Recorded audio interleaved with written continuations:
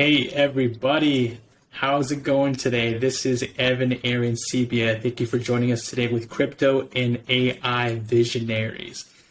Today we have a very special guest. We actually have our very own CryptoJim in the house today.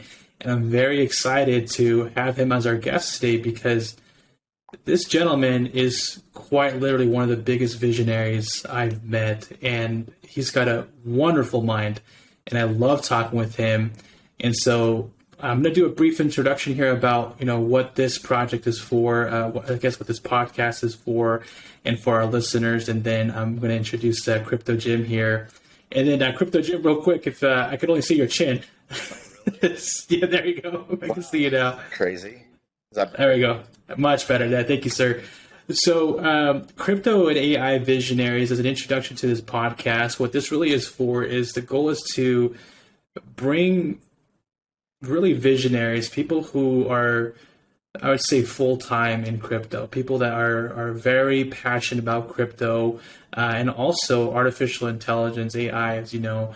And so the goal is to bring different visionaries and leaders in the industry throughout the world to really understand their point of view with the projects that they're working on, whether that's crypto or if that is through AI or really a mix of both, because obviously there could be two areas of that mix.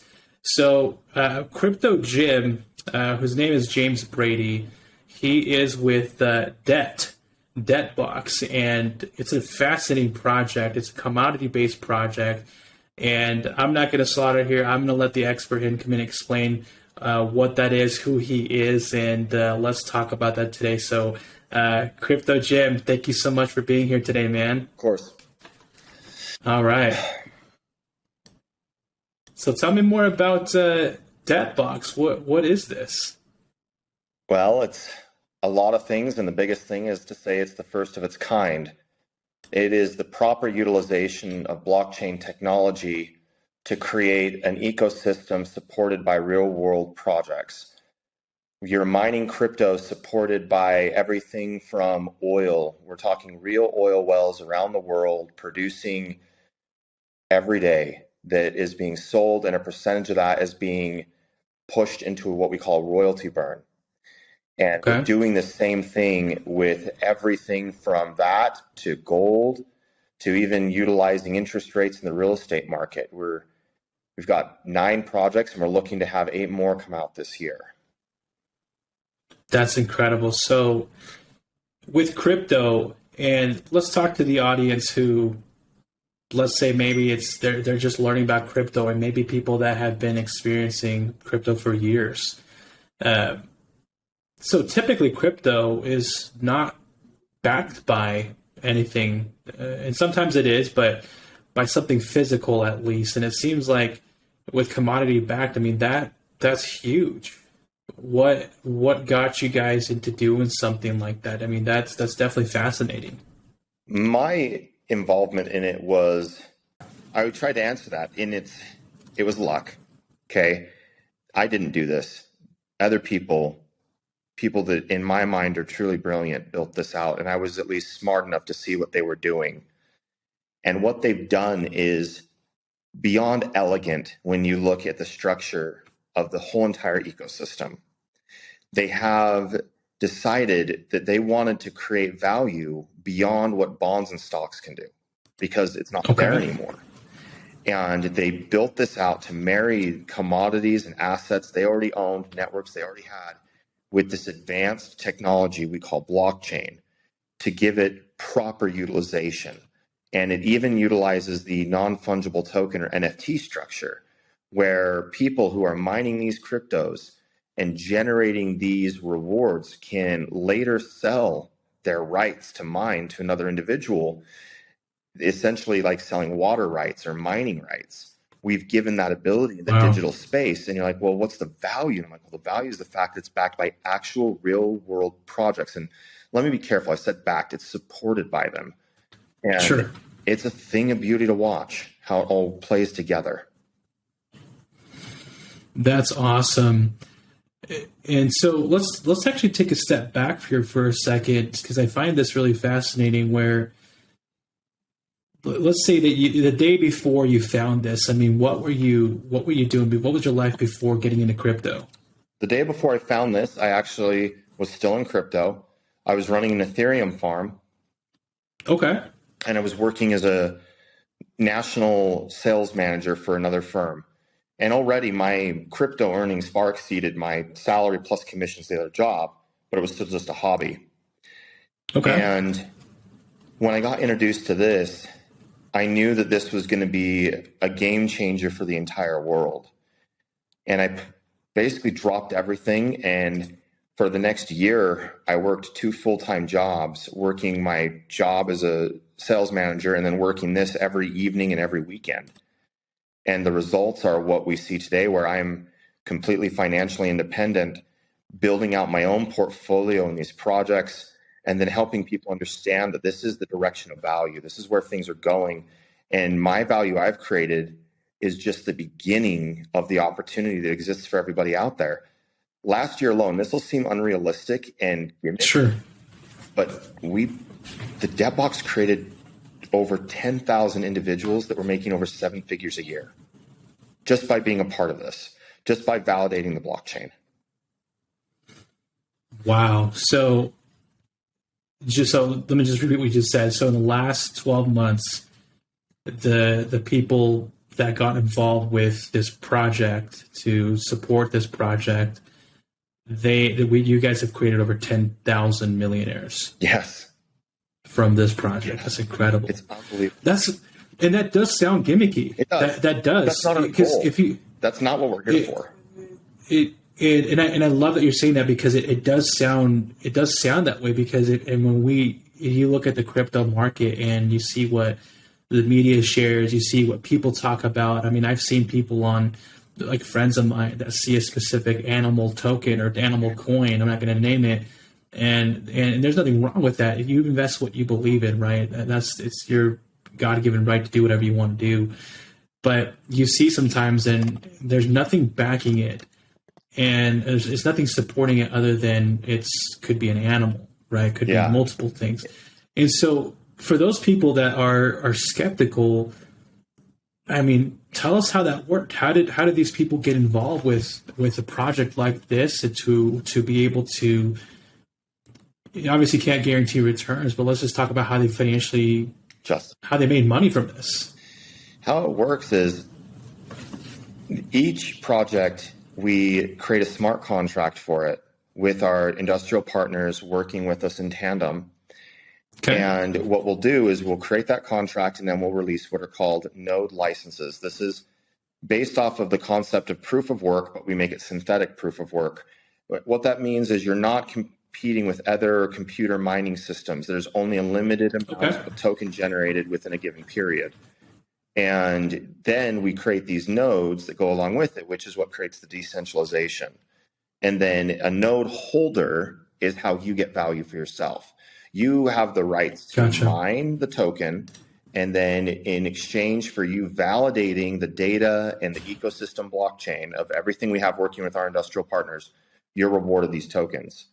Now, our industrial partners who work with us, the way that they quote unquote pay the D.E.B.T Box is they have to donate royalties to the buy burn of the exchange. And then it becomes a supply and demand dynamic, meaning as they put money into the trust that's utilized for the buy burn, that money is then taken to the exchange, and the token associated with the project is removed from the exchange at its current valuation. If, let's say, $10 million has to be put into royalty burn, that $10 million goes onto the exchange and removes that much token. And that token is destroyed forever. Wow. That creates a supply problem. And as supply goes down and demand stays steady, the price has to rise, which means as you're accumulating token, your portfolio is gaining value over time. And we have other deflationary tactics built in that make this what it is. We have annual halvings on some projects. We have quarterly quarterings on others, slowly tightening the amount of token in existence. And then finally, we have taxes on transactions to eliminate bad trading practices where people just like to round robin trade to pump prices. You can't do Sure. that with our system because it'll deplete your tokens to try. And then putting all of that together with what we've been talking about this whole time, the royalties, you just get a stable ecosystem relative to everything else out there. Even in this very, very volatile market, you're seeing value Sure. that's unbelievable. And it will just explode. And if it's doing this good in a bear market, you better hold on for when we're not in a bear market anymore, because it's going to blow people's minds. Absolutely. And I think that's incredible. And I think right now in the world that we're in, I think that's a lot of concerns for a lot of people is there's a lot of things that you can't trust right now. Absolutely. With a lot of projects. And that's not crypto in general. That is banking, for example. We're right now, the economy that we're in,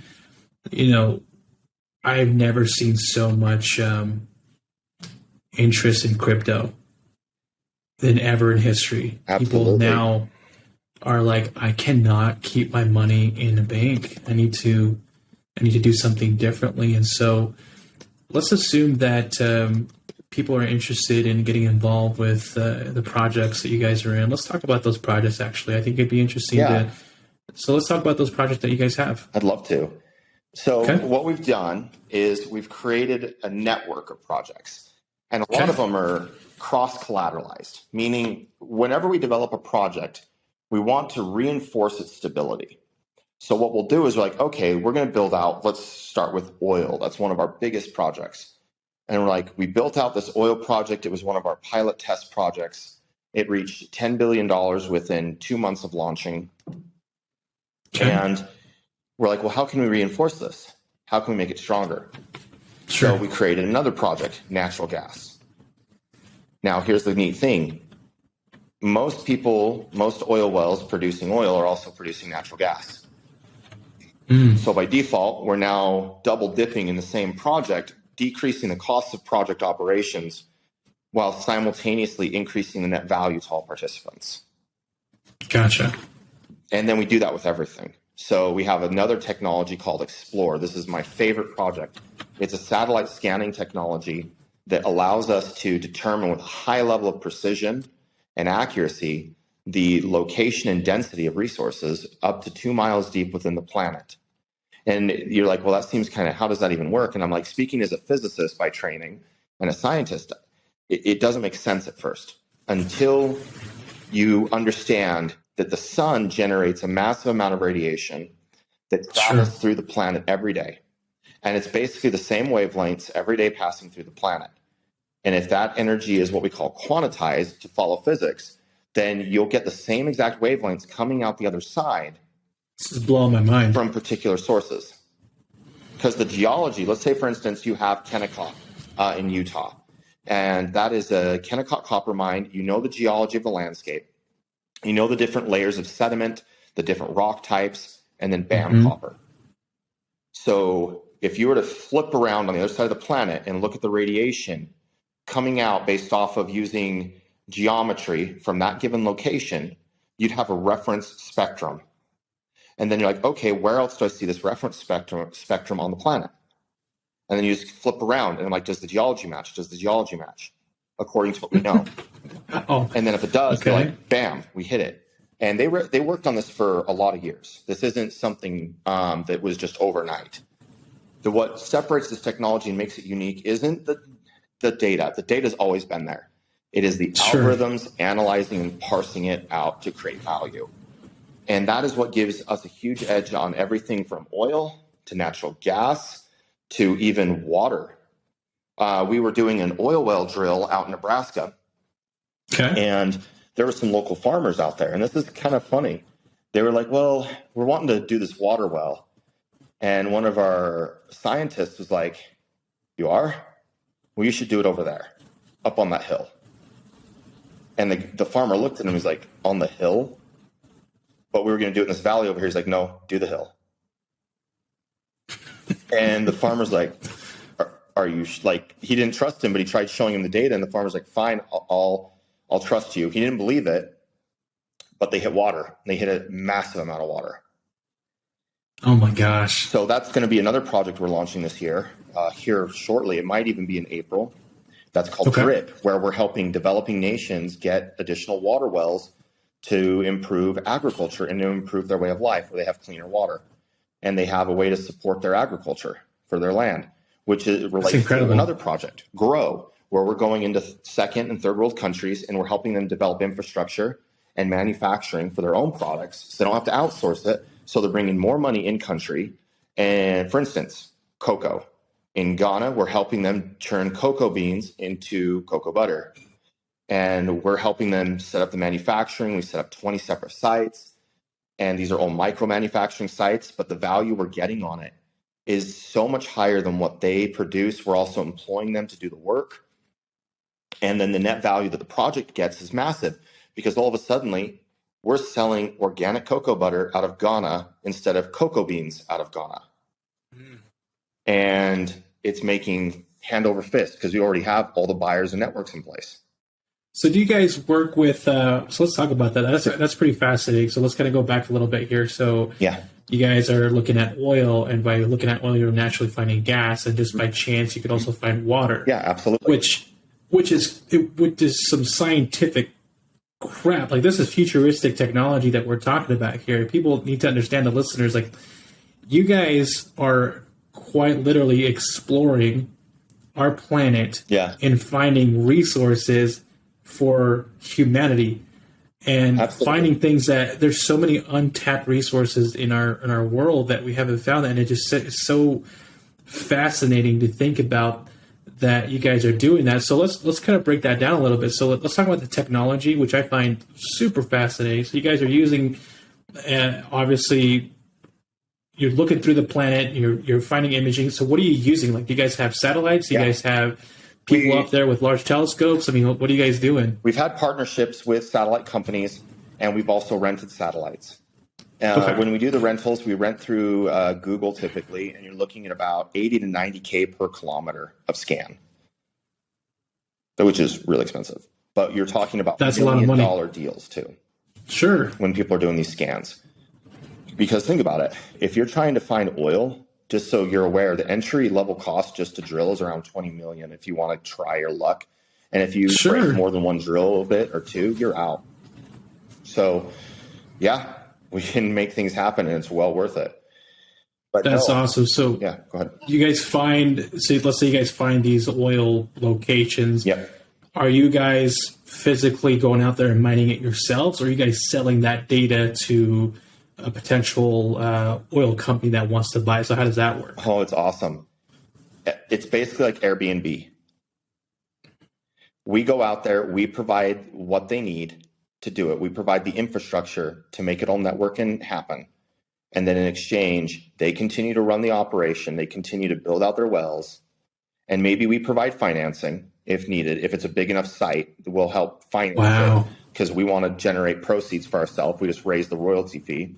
Sure. And then from there, it's just golden.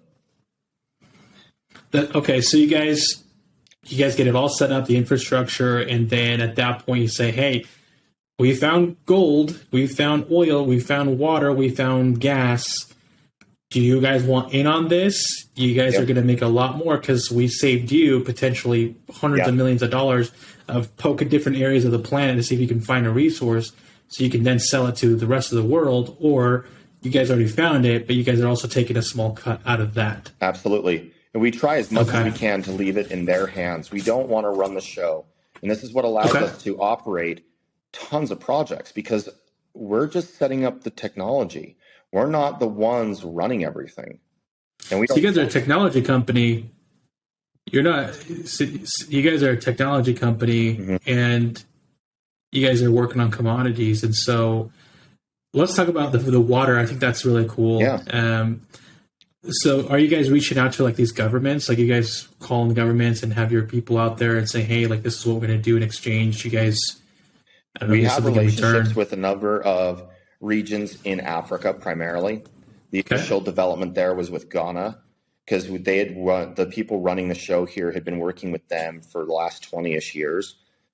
Speaking to that directly, that's actually the Explore technology The D.E.B.T Box ecosystem related to Explore has sole rights to doing excavation scans for anything on Ghanaian soil, meaning no other company Wow. can come in and do any excavation without first utilizing our technology. And we're doing basically similar relationships. Back in December, we had 3 additional African countries reaching out to us for help to do what we were doing in Ghana to help them out, to develop infrastructure, to do like the water drilling and things of that nature. And that's how a lot of that got started. So Okay. clear, any project we do, none of it's pie in the sky.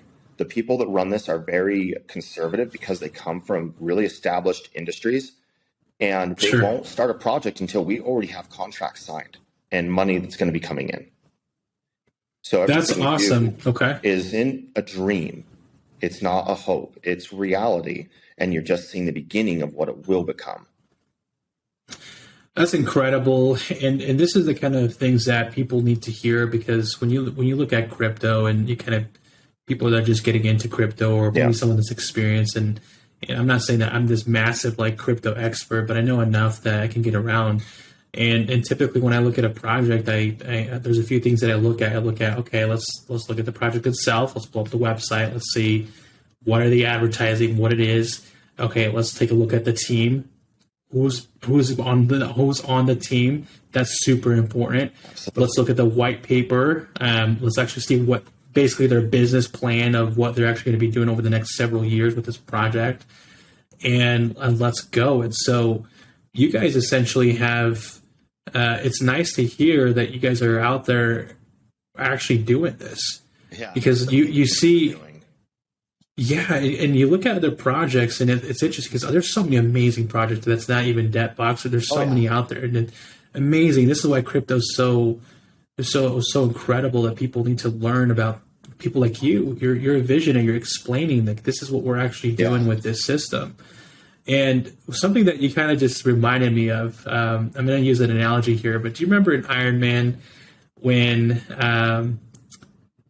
like the government, like, you need to release this equipment to us, like we need to, and Tony Stark's like, no, like I literally have world peace because I'm not going to give you my system. So with that being said, there's going to be so many people interested in this technology. So how do you guys protect this technology from getting in the hands of people that probably want to use it for getting water and making sure people are getting taken care of, and using capitalism essentially probably in the worst way possible? So what are you guys doing to protect this from getting in the hands of people that probably shouldn't have it? Absolutely. That's a great question. You can't. Like, people sit there and they say, how are you going to do this? How are you going to do that? And I'm like, I'm not a paternalist. And what we do, though, is, for one, this ecosystem isn't for sale. There was an individual last summer during the onset of some of these projects wanted to buy one of them out for $2 billion, and he was turned away. So Wow. he was able to participate in a way, but he was turned away from buying it out. And that's where we're at. Each of these projects, we're going to be developing it. We're going to also ideally develop competitors, because competition is the proof of viability. When you have people that want to steal your ideas and want to copy you, that means you've got something of value. And we have ran into a few people trying to compete, and that's fine. That's perfectly good and great, and it will help develop us and improve what we're doing as they develop. It's like Elon Musk talks about, like, he wants electric car competitors with Tesla, because that will only push the world forward. And as long as you're looking at these ways to really help and grow people and humanity, it will work out. And, thinking about, like, well, how do you sustain the ecosystem? Maybe like, well, people that are like wanting to join this. I'm like, well, for one, we're first to market, and we've already gained access to a number of countries. And we have a country on our list that won't let anybody else in. So that's already created a barrier to entry that's massive, with one of the richest countries. That's some social proof right there for you guys. It is. It's social proof. And it's proof of the power of what people do a lot, which is lobbying, unfortunately. But it's a reality. And you have to accept the world as it is, not as you want it to be. And then you have to work to make it better. And then imagine it far better than it is, so it can become that. And that's what these people are trying to do. And that's why I'm a part of this. This is just so much bigger than anybody can possibly comprehend. And I don't think I've got my head wrapped around it. I'm just smart enough to know that I remember when I found this, I knew if I didn't throw everything at this, it would be the biggest regret of my entire life. And I don't know. I just knew, and I am grateful because it's changed everything, the way I live my entire life, the way I operate, and what I'm planning to do next. Sorry, I love it, man. Tangent there, but no, I'm really you're passionate about this, and you are. It's great. No, and I could tell though. I love it, man. And it's just you feel good at what you're doing, and at the end of the day, that's what makes sense. Yeah. So I appreciate you sharing that. I actually want to take it back a little bit. Let's talk about. I know that I asked this earlier, but I think I'm going to be more specific. Sure. But you found this. Yeah. It showed up. But tell everybody how did D.E.B.T Box even show up? Because you didn't hear about it before. Yeah. It just showed up, and you're like, I'm all in. Yeah. There's a lot of things that happen in our lives that turn someone into a warrior, and this turned you into a warrior. So what was it? How did it show up that you're like, I have to go? Well, it'll sound. What were you doing? I was reading Concepts in Mindset, and I realized that the only way to get from point A to point B is to just be at point B. You can't go. You have to just become it. And the act of becoming isn't a process, it's an act of being. And I started embodying this lifestyle, this mentality of how I viewed the world and how I viewed myself as somebody that actually could make change and be a significant influence. And within 2 weeks, I ran into this group. I had a phone call from a friend come in. He's like, hey, I know you do consulting in crypto. I have these guys that are working on a mining device, and I'd like them to have you look at what they're doing. And I reviewed what they were doing, and I gave them some very powerful feedback on it in the context. And when I say powerful, I'm like, anybody that knows crypto mining would have known what I knew. But it was good for these guys because these were people that weren't a main part of the project, but they were doing some side consulting work to try and help out where they could. Okay. And I looked at it and I was like, this isn't going to work, what you're trying to build. And one of them then said, you need to come to our office tomorrow. And I spent 5 hours at their office that day, and he told me a little bit about what they were working on. And he didn't even articulate it all, but he articulated enough for me to understand what they were doing before it was called D.E.B.T Box. And once he did that, I was like, I'm in. And I just had this distinct impression. I'm like, I'm in. That's it. We're done. What do you want me to do? I'll do it. Name it. And I started working on product development for them for the next year for some stuff. And that was the end of that. And I am where That's incredible. I wasn't paid a dime for any of that work, but even doing it, I'm at where I'm at today because of it. Just being connected to the right people, being in the right rooms. That's awesome. And just timing, man. Yeah. It's just the timing of that. Timing is showing up into your. It's so important. That's that's such. Thank you for sharing that. And it's interesting how things pop up in our lives sometimes where we have to make a decision to do something. Yeah. So tell us the future, man. Obviously, you can't predict the future, but what's your vision? Obviously, this is for visionaries here. Yeah. And there's a lot of people right now that have money in 401ks, IRAs. They have money in their checking account, or maybe not. It's locked up with the bank that locked it up right now. And they're business owners.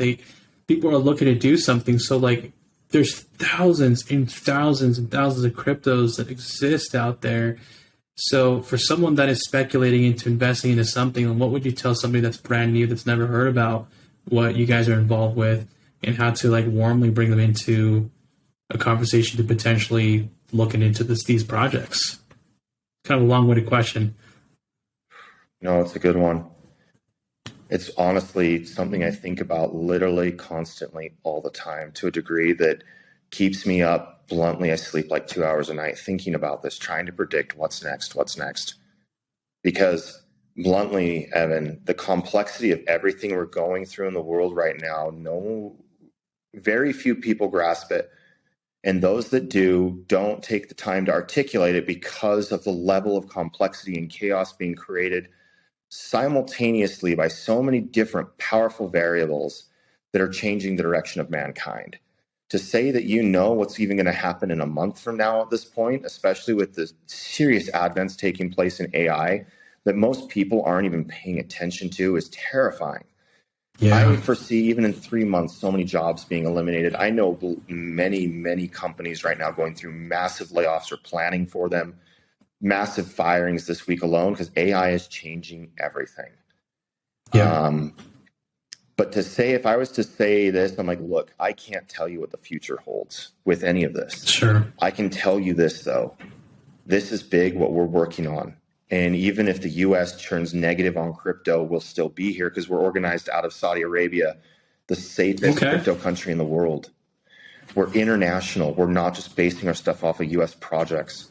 If you're looking for more, bluntly in my mind, if you're looking for more safety and security than the US dollar and the stock market, go to decentralized things supported by something legit. And if you can find something else besides D.E.B.T Box that does that, please tell me. Show me it, because I will gladly join that initiative as well. But as far as that's awesome. So you're not like into one particular, you're very passionate about crypto as an industry in general. Absolutely. If it's a better project, I'm going to be in it. I have never found anything remotely close to what we're doing.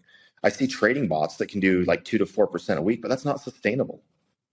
And it's not like generating actual value. It's arbitrage movements. Well, yeah, why is that actually? Let's talk about that, because I've seen those. Yeah. I've seen, and they're everywhere. I remember in 2015, when I first got like my taste of crypto, I remember sitting in my office and I was like playing Overwatch on my computer, and I was just like listening to YouTube, and like some video popped up about crypto, and I'm like, oh man, like this is interesting. Yeah. And then I dove into more crypto, and I found a Telegram group that was like, this is when Telegram was like not even a thing back then. Oh my god. And there was guys posting. I remember like they were like some country, I don't even know where. I think it was like something somewhere in Asia. They posted a bot that was saying, okay, this is the trade that we're going, and I followed it. I remember it was like 4 a.m, and I like followed it, and I like made like 4 or 5%, and I was like, oh my gosh, I did it again. I was like making some money on my crypto, and I was not sleeping, and my wife's like, what are you doing in the other room at 4 a.m, you weirdo? And I was like, dude, I'm just trying to figure this crypto thing out. She was like, what is that? I was like, I don't know. And so like, and now we fast forward, there's like hundreds of thousands of trading bots, and you can use AI to create your own bot now. Everybody can do that. So what separates, one bot from the other bot is literally everything's a bot now. So I guess the reason why I'm telling you that is why do you see 2 to 4% a week is unsustainable? Like what is it about that? Because to me, I don't know. A lot of people don't. Well, when you have every single bot taking advantage of it, eventually you eliminate the ability to arbitrage. You eliminate the ability to do these trades in a context, or the gains get limited over time, because there's only, I don't like to say it's a zero-sum game, because value isn't a zero-sum game, and thinking that way is a negative approach. But these bots can only do so much, because I don't even know if I have the means to articulate it, frankly, Evan. I know as a mathematician and as a physicist that these things, as you saturate the market, you eliminate the value. And I see, especially with GPT, being able to create your own bots, I'm like, how is this going to keep working? And I have watched certain people who've tried to show me their trading bots, and they worked really well for a long time. But I've noticed their gains over the last little while have started to dwindle. They used to be 4% averages, and now I'm seeing them lean towards the 2% range. Is that just because there's so many bots out there that are getting involved? That's my assumption, because the reality is, whether the market's going up or going down, you should still be able to take advantage of these types of things. And if you have whoever's got the fastest programmed system is going to win, even if it's just by a fraction of a second, because it does that trade just like that. It's a big thing. That makes sense. It kind of reminds me, what's that little you see this like in science class, physics class, like the pendulum, like the balls. Yeah. You know what I'm talking about? There's like 10 balls, and they start swinging left to right, and eventually they connect, and they're all the same at this point. Do you remember? And then they kind of split apart again. That kind of reminds me of that, where like if everybody's getting into a bot and everybody knows how to figure out, every 12-year-old can just literally create their own bot in one day. Yeah. You know, it's kind of like that movie in The Incredibles when it's like when everyone's super, nobody is. And so that's interesting where it literally has shifted in technology in the last 12 months. And I appreciate you saying that. So people that are looking to get involved in projects like D.E.B.T Box, say, what does D.E.B.T Box even stand for? Decentralized, eco-friendly blockchain technology. And it's a joke that the founders made based off of how much debt Americans have. Like what if every home had one of these boxes in it, generating a flow of value that could be utilized to eliminate American debt, to help out the American economy? That was one of their original goals. And then it just grew into something international beyond original comprehension. So here we are. That's awesome. So, I mean, there's a lot of people that are just like just regular day-to-day Americans and could be in another country doing their own thing. You have their own job. But then you have big corporations that are spending millions and billions of dollars into projects themselves. So, question then, what's to stop institutional investors from buying every single license? Like you guys have a bunch of licenses out, and it's gone the next day by one guy. We've had a lot of institutions come in and do that very thing. And one of the things that we do that we've tried to segregate that is we actually have two different population groups where we're selling to. Okay. And there's a lot of institutional money involved in the D.E.B.T Box in the United States and even in foreign nations. We've had some massive buyers in foreign nations on the 9 to 10 figure level buy into some of these projects. And it's a reality. You can't stop it. But what you can do, because the hierarchy is just how things operate historically. Sure. Hierarchies succeed. Egalitarian doesn't tend to do as well. But you look at it, and what I can tell you is we intentionally work with a firm, and this is, I want to be very clear here, they're a vendor. They are not D.E.B.T Box. They are called IX Global. They are a vendor that is an affiliate marketing group, and their primary focus is providing financial and fiduciary tools to developing nations. Okay. So what they've done is they utilized the D.E.B.T Box node system to help their affiliate marketers in very low income nations start to develop financial portfolios that would generate lasting revenue for these groups. And simultaneously, this provides us with massive decentralization. So that's a huge value point for these projects. And a good way to look at this is rising tides raise all ships. So even when you're not focusing on the highest wealth partition group, i.e. the West, you're providing value that can generate massive amounts of wealth for everybody involved. And I got to be careful, of course, with the word wealth because of SEC and other regulatory agencies, but you're creating value. We have many countries, for instance, and one in particular, Ghana's using our Grow token with a lot of their vendors instead of their own currency to do transaction trades and value trades. Whoa. Because it's more stable. And that's what we're seeing happen more and more and more is people are utilizing our token to trade with value over utilizing their local currencies. Just because of stability. That is crazy. And the governments aren't mad. We make sure they get their portion of the pie.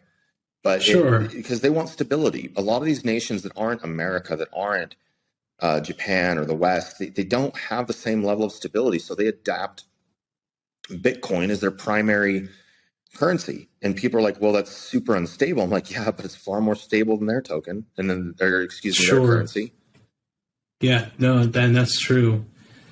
So with people that these developing nations or just people in general, how does someone stay up to date with, I'm going to ask the same question to you, but how does someone stay up to date with the technologies that you guys are working on? How do we know what you guys are up to, what you guys are working on? Like, how do we know? We tell people which projects we're developing as we decide to let people know. We do keep Okay. a lot of things close to the chest. And the reason for that is what has to be understood is a lot of these partnerships are business. They're high-level industrial relationships. And you Okay. don't always go broadcasting everything going on with those because you could be affecting stock valuations of some of these firms if things are misinterpreted, which you find happen a lot. You'll find misrepresentation. And unfortunately, in some of our developing nations, they have different ethic and different guidelines when it comes to discussing partnerships and Sure. relationships. But it impacts some of the biggest international groups when they start misrepresenting how the D.E.B.T Box or its partners are tied together. And it's led to some dissolution of partnerships because of it. So at this point, we do keep a lot of things close to the chest unless the partner decides to be the one to broadcast it, or unless D.E.B.T Box has direct ownership in one of the projects. And if D.E.B.T Box has a lot of ownership and power in one of the projects, for instance, the beverage project, which is a manufacturing distribution of beverage for mom and pop shops across the US, that project we can talk about because D.E.B.T Box owns a share in it. And the partners in it are fine with being discussed that they're involved. So, for instance, we have a manufacturing site in the Mississippi. We have distribution on the East Coast, distribution on the West Coast. And we have partnerships that involve products going out to everything from 7-Eleven to Sam's Club that are going to be saying powered by the D.E.B.T Box on the side of the manufactured product. Wow. Okay. Yeah, and these are already in place. We had 40. So like I can walk in and pick up. You said Bev's like a beverage. Yeah, like you pick a up beverage. soda. Say you pick up a Bang. I'm not saying that. I'm just using that as an example. And on the side of the Bang, it says powered by the D.E.B.T Box because we manufactured it, and we use blockchain to help it get distribution throughout the U.S. Okay, that makes sense.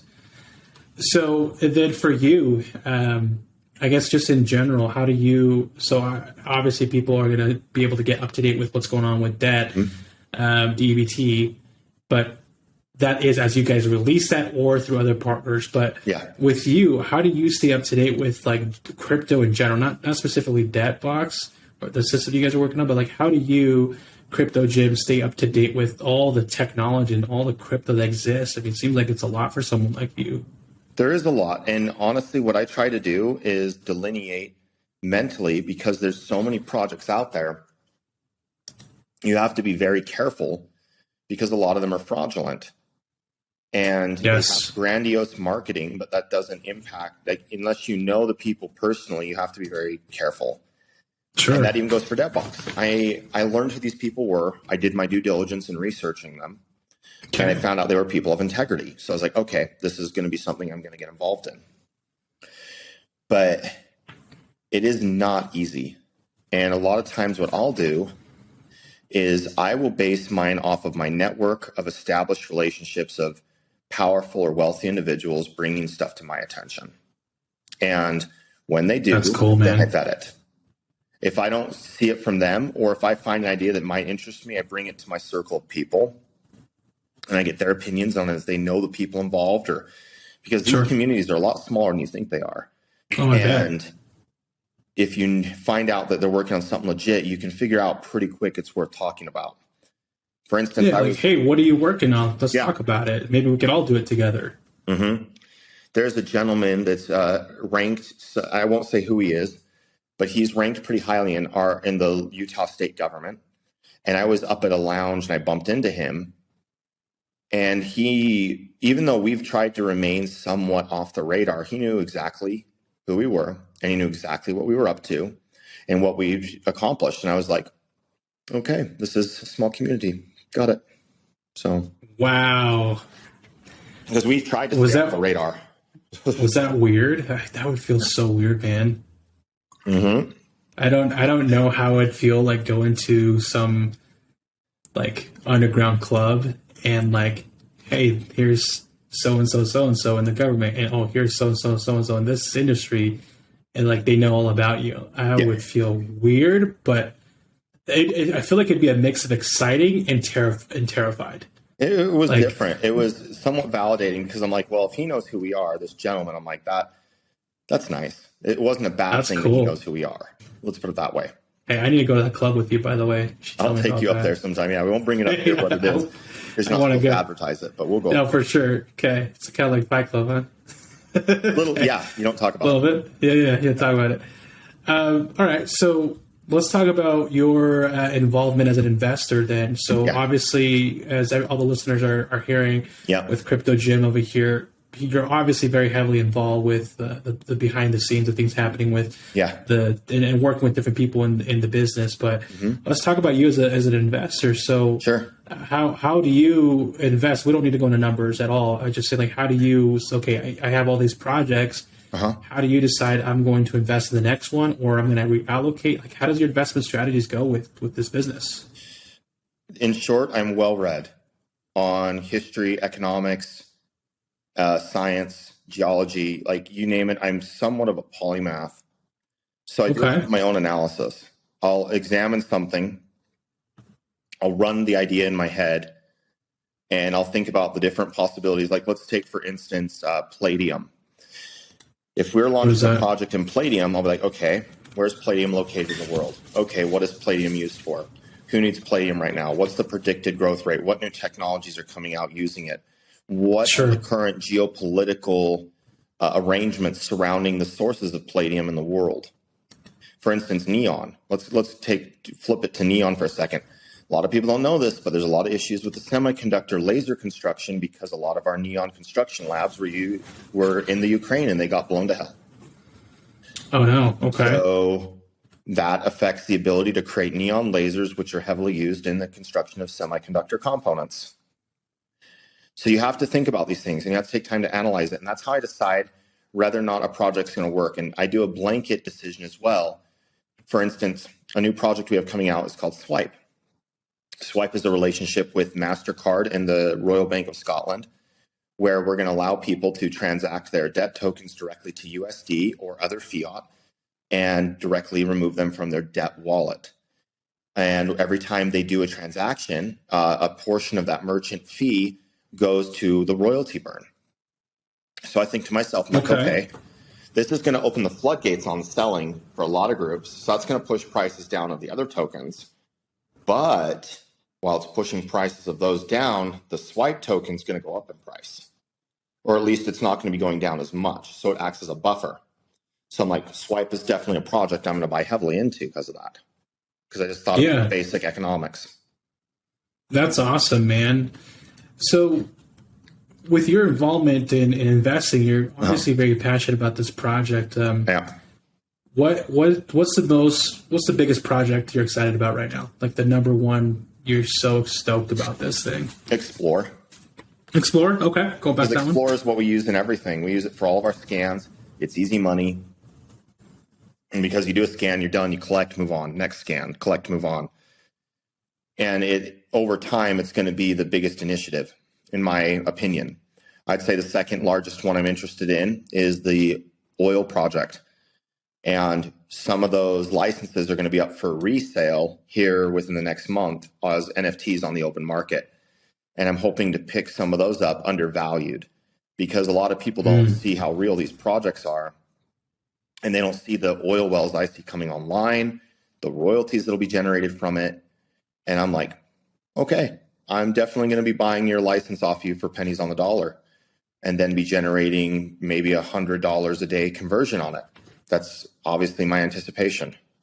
Wow.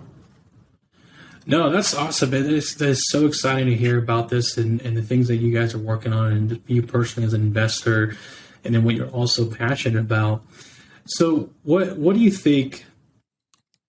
Can you share with us and the listeners here and the viewers what's like the biggest significant challenge in your career as a crypto investor that you've dealt with up to this point?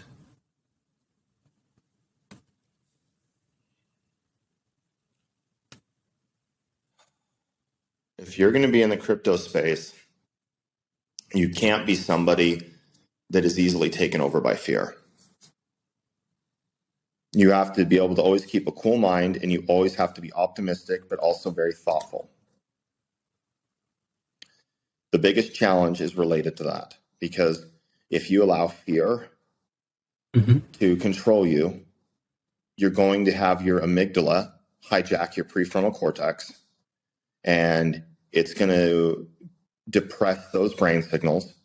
And then when those signals are depressed, your reasoning is going to be limited, and you're not going to be making accurate decisions based off of the information in front of you, because you're going to have tunnel vision and only see the things associated with what you anticipate to see, i.e. fear, uncertainty, and doubt, or FUD. Yeah. So staying chill is probably the biggest hurdle I've ran into, and I would say the biggest hurdle I see everyone run into. Is that just because, is that with just crypto in general, or specifically with what you're working on with D.E.B.T Box? I think it's with everything that involves being intrepid. Anything that's brave, daring, bold, you're always going to have fear because you're going into the unknown. And the unknown is the only place you're going to create value that's above the average. That's awesome, man. That is seriously powerful, because it's so true. They're so, I mean, I'm ADHD, man, and it's hard to stay focused on one thing, and you have so many things that you have going on every single day. People are at work, people have a business, people have kids, people have diseases, or they have ailments that happen, and there's so many things that can distract us, and you have seemed to have really mastered, and you're growing humbly. Absolutely. You're growing, really understanding the emotions of investing, the emotions of a project, and the excitement of a project, but most importantly, how it can help people, like if in underdeveloping nations, that you're going to go in there, plug in, and help many, many people out. And so that's awesome. I'm so glad that you joined us today. I'm going to start wrapping things up here for us. This is so awesome. I just want to say thank you so much for taking the time to share this with everybody. I'll just have a couple more questions, and we'll wrap it up here today. Okay. But there's a lot of risks in this market. So how do you calculate risk? Let's just talk about that for a second. Yeah. So I know that you kind of have your fundamentals of what you're looking at. Yeah. But specifically with D.E.B.T Box, like, how are you calculating your risk and making sure that you really are putting your money into something that makes sense? I know the people running the show, and I understand the political dynamics of everything going on. So I know that my risk is minimized because I've done my research.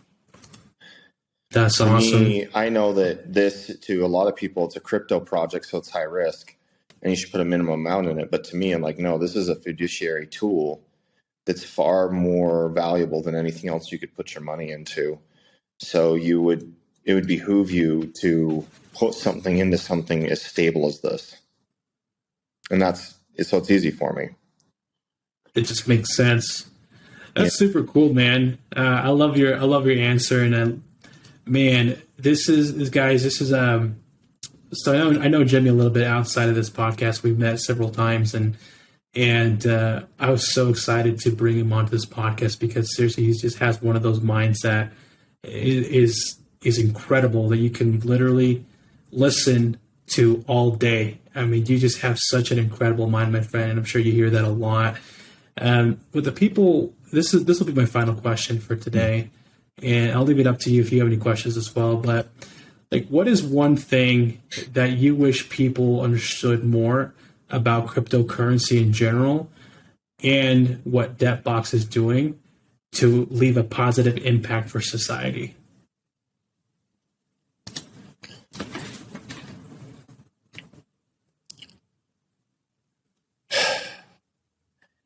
I'm scared of people actually understanding what it really is, because it's a threat to everything that's been established by those who want to maintain power.